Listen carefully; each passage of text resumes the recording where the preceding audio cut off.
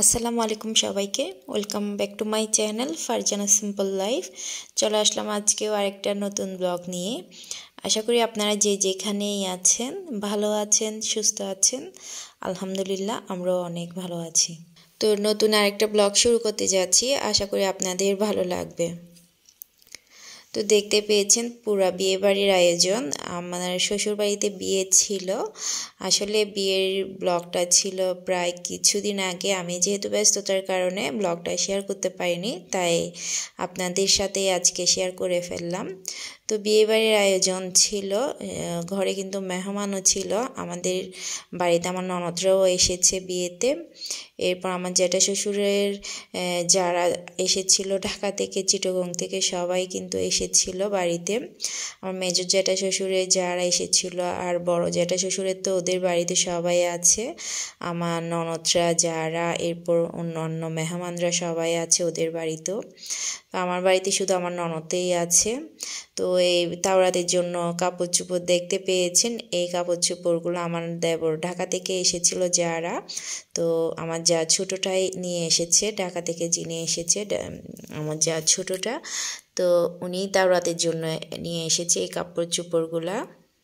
তো তাওরাত জন্মের পর থেকে শুধু গিফট পেয়ে যাচ্ছে। দেখা যায় ঘরে কিন্তু নতুন কোনো বাচ্চা আসলে শুধু গিফটেই ভরে যায়।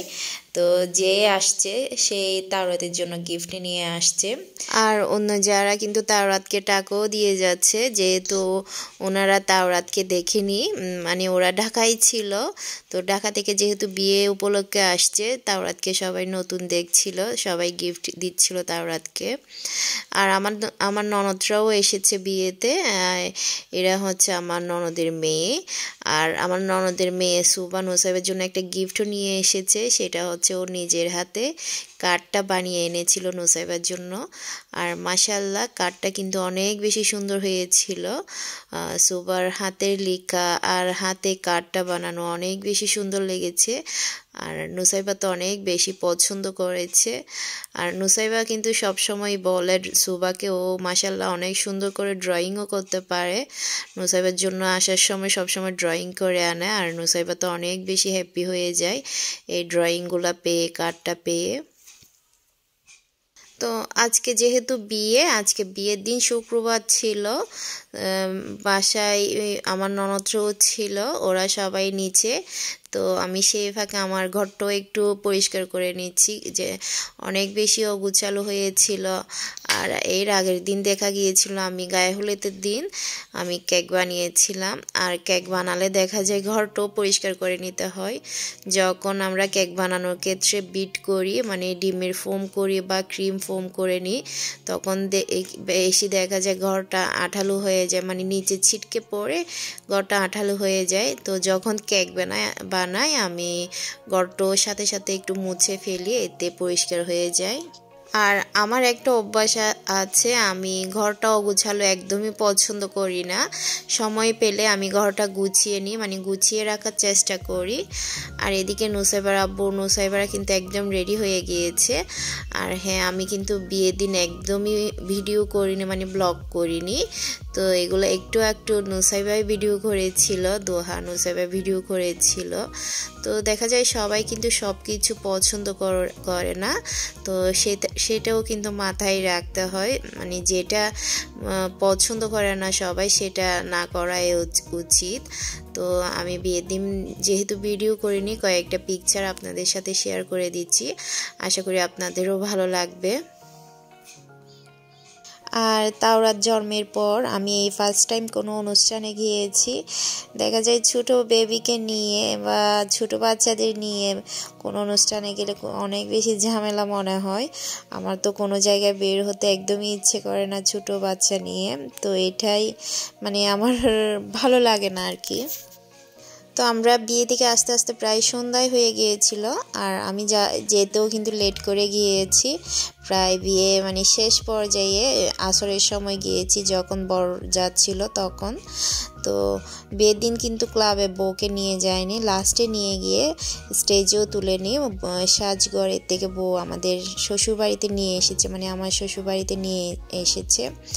তো আমি কিন্তু আমার বড় জ্যাঠা শ্বশুরদের বাড়িতেও যাইনি, ক্লাবের থেকে আমার শ্বশুর বাড়িতে চলে আসছি আমার ঘরে।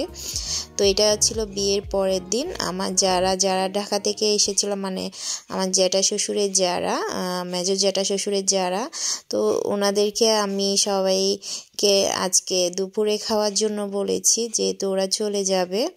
তো দুপুরে ওরা বলছিল, আমার যারা বলছিল যে ছোট বাচ্চা নিয়ে রান্না বান্না করতে পারবো না। তো আমি অনেক বলে যে আমরা তো রান্না করে খাচ্ছি, যা রান্না করে খাচ্ছি তা দিয়ে তোমাদের ভাত দিব। তো দুপুরে আমি অল্প স্বল্প রান্না করে নিচ্ছি। তো আমার যারা দেবররা বলছিল ওরা বিয়ের মানে কয়েকদিন ধরে মাংস পোলাও খেতে খেতে আর খেতে ইচ্ছে করছিল না, তো ঘরের নর্মাল খাবার খাবে বলেছিল, ভর্তা শুটকি এইসব। তো আমি সেই জন্য মাংসর আইটেম কম করেছি, তো শুধু মাছটাই রান্না করেছি। এটা ফ্রেশ পুকুরের মাছ ছিল, রুই মাছ। তো আমি রুই মাছ রান্না করেছি, মানে আমরা সাধারণত ঘরোয়াভাবে যেভাবে রান্না করি, শীতকালে দেখা যায় মাছ তরকারিটা, বিশেষ করে মাছটা কিন্তু কাঁচামরিচ দিয়ে টমেটো দিয়ে একটু ঝাল ঝাল করে রান্না করলে খেতে অনেক বেশি ভালো লাগে। তো আমি তাই টমেটো দিয়ে একটু ঝাল করে মাছটা একটু ঝুলঝুল করে রান্না করব, যেহেতু পুকুরের ফ্রেশ মাছ, এখানে একটু ঝুলঝুল করে রান্না করলে খেতে অনেক বেশি ভালো লাগবে। আর সবার ক্ষেত্রে কেমন জানি না, আমার ক্ষেত্রে কিন্তু মাছটা অল্প মশলায় যদি একটু পাতলা ঝোল করে রান্না করি, একটু বেশি করে টমেটো দিয়ে ধনেপাতা দিয়ে, এই শীতের মধ্যে কিন্তু এইভাবেই মাছটা খেতে আমার অনেক বেশি ভালো লাগে। আপনাদের কার কীরকম লাগে সেটা তো জানি না, দেখা যায় এক একজনের রুচি, এক একজনের মানে মুখের স্বাদটা ভিন্ন রকম থাকে। তো আমার কিন্তু এভাবেই মাছটা রান্না করলে ভালো লাগে খেতে। তো আমার মাছটা কিন্তু একেবারে রান্না হয়ে গিয়েছে, আমি বেশি করে টমেটো দিয়ে দিয়েছি আর ধনেপাতা দিয়ে দিয়েছি। আর বেশি করে রান্না করতে হবে না, আমি এরপর নামিয়ে নিব, অন্য রান্নাগুলো করে নিব। আর অন্যদিকে আমি লটিয়া শুটকি ভুনা করব। এখানেও আমি লটিয়া শুটকিটা শুকনা মরিচ দিয়ে একটু টমেটো দিয়ে ধনেপাতা দিয়ে একটু একটু হালকা ঝোল দিয়ে রান্না করে নেব। মানে এটা ভুনা হবে, বেশি শুকনাও না আবার বেশি ঝোলও না, একটু মাখা মাখা করে মশলা দিয়ে রান্না করব। তো আমি মশলাটা একটু ভালো করে কষিয়ে নিচ্ছি। আর শীতকালে কিন্তু শুটকি ভর্তা বা শুটকি ভুনাটা অনেক বেশি ভালো লাগে। আর দেখা যায় কিন্তু মাছ মাংস পোলাও সবসময় কিন্তু খাওয়া যায় না, আমি তো টোটালি খেতে পারি না। দেখা যায় অনেকে কিন্তু বিয়ে বাড়ির খাবার বা পোলাও রোস্ট এগুলো অনেক বেশি পছন্দ করে, আমার ক্ষেত্রে কিন্তু পুরোটাই ভিন্ন। আমি সবসময় দেখা যায় আমি রোস্ট পোলাও করলে ভাতটা কিন্তু অনেক বেশি কম খেতে পারি, মানে পেট ভরে ভাতটা খেতে পারি না। তো আমার সবজি বা শুটকি ভর্তা এই টাইপের খাবারগুলো খেয়ে মানে পেলে আমি ভাতটা বেশি করে খাই, মানে পেট ভরে ভাতটা খেতে পারি। আর আমি শুটকির মধ্যে একটু বাদাম বাটাও দিয়ে দিয়েছি, আমার মাংসে বা শুটকির মধ্যে বাদাম বাটাটা একটু দিলে অনেক বেশি ভালো লাগে। দেখা যায় যে কোনো ভুনা টাইপের রান্না করলে আমি ওখানে বাদাম বাটাটা দিয়ে দিই, আর মাংসের মধ্যে তো থাকেই। আপনারা হয়তো অনেকেই বলতে পারেন শুটকির মধ্যে কেন আবার বাদাম দিয়েছেন, তো আমার ভালো লাগে বাদাম বাটাটা শুটকির মধ্যে দিলে, গ্রেভিটা একটু ঘন হয়, খেতেও ভালো লাগে।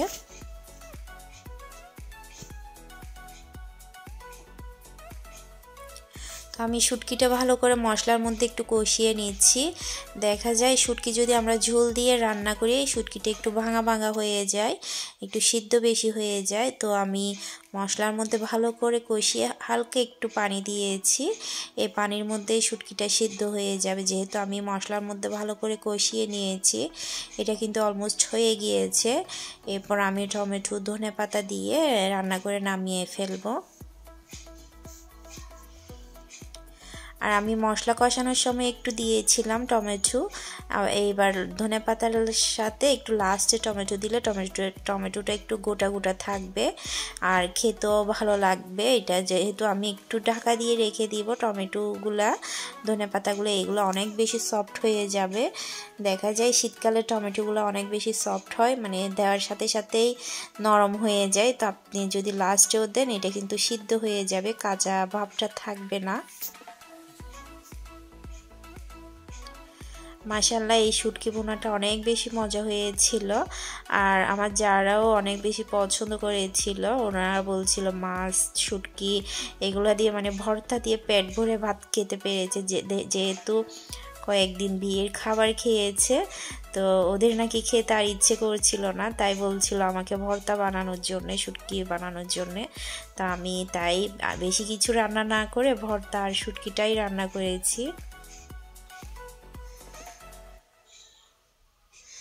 তো বাচ্চারা যেহেতু আছে, বাচ্চাদের জন্য তো মুরগির মাংস থাকতেই হবে। আমার বাচ্চারাও কিন্তু মুরগির মাংস ছাড়া টোটালি ভাত খেতে চায় না। যেই দিন আমি মাছ রান্না করি সেই দিন নুসাইবা কান্না করবে যে মাছ কেন রান্না করেছে, ও মুরগির মাংস ছাড়া ভাত খাবে না। তো বাচ্চাদের কিন্তু মাংসের পাশাপাশি কিন্তু মাছও দেওয়া দরকার। মাংসের পাশাপাশি মাছের পুষ্টিটাও বাচ্চাদের জন্য অনেক বেশি দরকারি। তো সেটাও কিন্তু আমাদের মাদের মাথায় রাখতে হয়। যখন সবজি রান্না করি বা মাছ রান্না করি বাচ্চাদের কিন্তু জোর করে ভাতটা খাইয়ে দিতে হয়।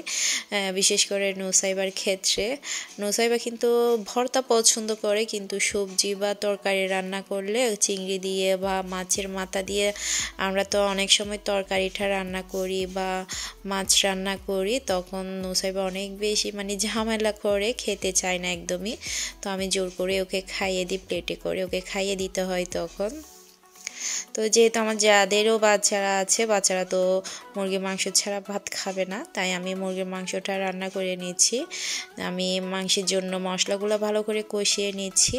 তো আমরা কিন্তু যে কোনো রান্নার ক্ষেত্রে মশলা যদি ভালো করে একটু কষিয়ে নিই, এতে মানে তরকারি বলেন, মাছ বলেন, মাংস বলেন, যে কোনো রান্নার ক্ষেত্রে মশলার গন্ধটা আর থাকবে না।